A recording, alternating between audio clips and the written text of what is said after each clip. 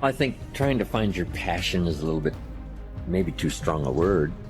Greatly desiring to be extremely successful, I think probably is sufficient.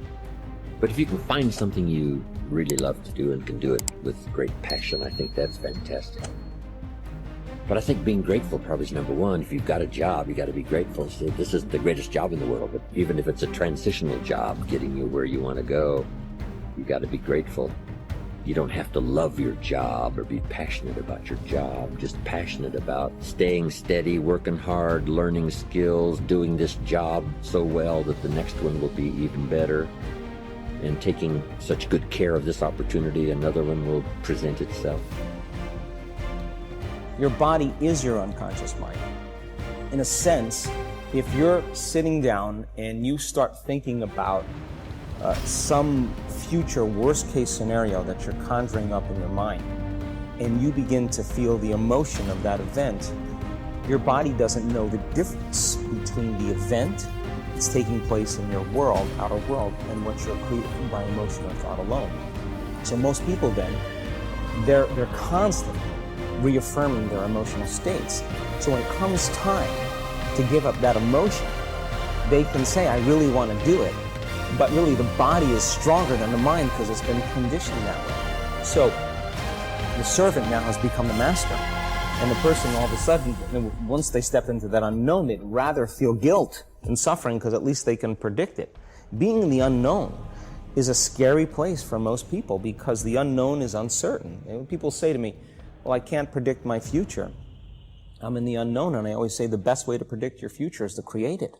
Not from the known, but from the unknown. What thoughts do you want to fire and wire in your brain? What behaviors do you want to demonstrate in one day? The act of rehearsing them mentally, closing your eyes, and rehearsing the action. All of you have targets, things that you're after. If you're going to get a new result, if you're going to grow your business, if you're going to be able to support your mom, if you're going to get rid of the anxiety, if you're going to be able to overachieve and not have all that fear inside of you, you obviously need to get a new result. You're going to have to get new action. You don't get new results with old actions doing the same thing.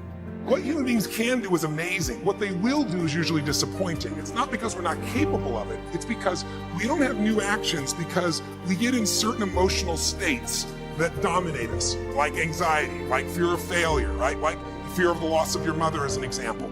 So if you're in a state of fear, you're going to behave very differently and get very different results than if you were in a place of being courageous or bold or warm or connected or playful, any of those.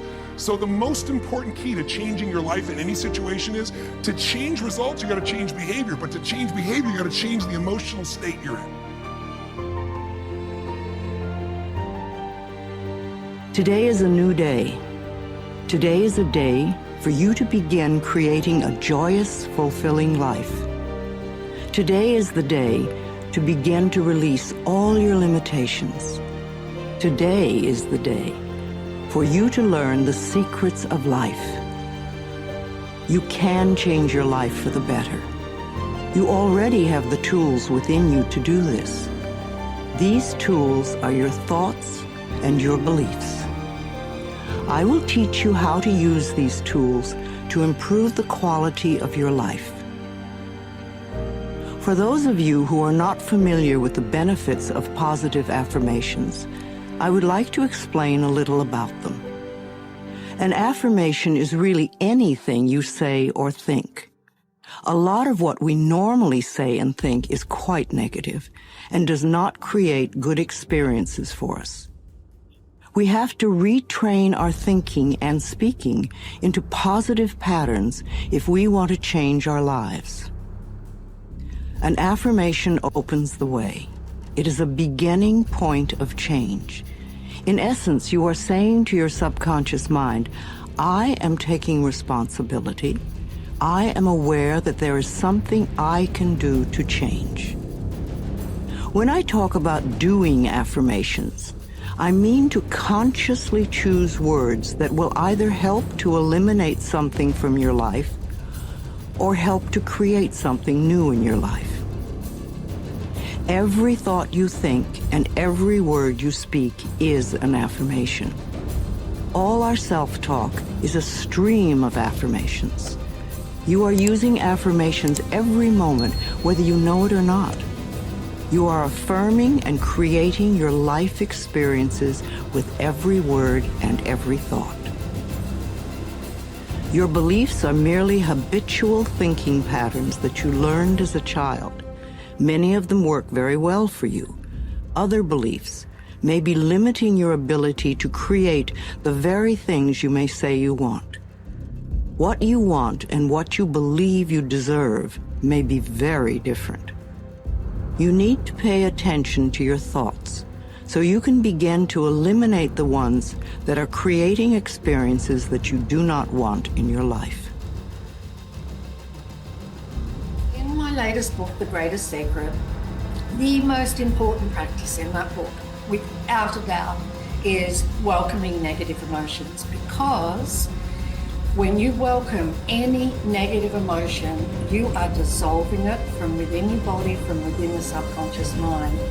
The next time, say for example, if it was anger, the next time you feel anger, it's not nearly as bad. You welcome again, the time after that, it's reducing, until it's not possible for you to feel anger anymore. And with that anger gone from your body, the health of your body is working brilliantly. But two, you will just manifest like you can't believe, like just a single little flimsy thought and it will manifest. So getting rid of negative emotions. Also, negative emotions are covering over your basic nature, which is happiness. And all of this I explain in The Greatest Secret. I explain it all in here. And so, yeah, it's your basic nature. So negative emotions are covering up your happiness. So to get rid of those emotions is really, really important. So now I wanted to explain that to everybody who doesn't know about the welcoming process. And now let me explain the welcoming process to you. What we tend to do with negative emotions is we tend to resist them because they don't feel good, right? And so we want to push them away. We don't want to feel them. We don't want to feel fear. We don't want to feel disappointment, impatience, and anger. And so we'll push them away. We think we're pushing them away, but in actual fact, we're pushing them down here into our body, into the subconscious mind. And they act like a pressure cooker. They're causing harm to the body, but they also act like a pressure cooker in that they need to release some energy because they're just about to burst. And so they'll find something in the world, an emotion will find something in the world to get angry about, to release the pressure in your body. And so welcoming is the opposite to resisting. You're pushing them away. Now you're not going to do that. Now you're going to welcome the negative emotion. So when a negative emotion arises, basically what you're going to do is kind of do nothing. Really, welcoming is just stopping us from resisting. What I do is I imagine that emotion is a really, really good friend of mine. And I'm just allowing it to be here. I'm allowing it to be here in the body. And I just imagine that it's a friend and I put my arms around it. And as you welcome it or allow it to be here, something absolutely incredible happens. It just dissolves. It just dissolves. And in that moment, you have managed to get rid of a whole lot of that negative emotion in your body. And so that's why this is the most incredible process, because A, you will get happier and happier. B, every desire you've ever wanted will be fulfilled.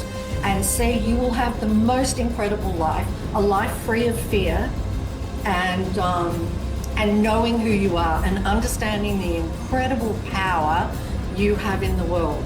So just imagine that you have a friend and you're putting your arms around a friend. That is how I do it. But also too, something you can do is, I'll just make sure you can see my arms. What you can do is just open your arms up like this, because opening your arms like this sort of opens the whole chest area, and that automatically makes you stop resisting, right? And you open like this and you will feel that negative emotion dissolve.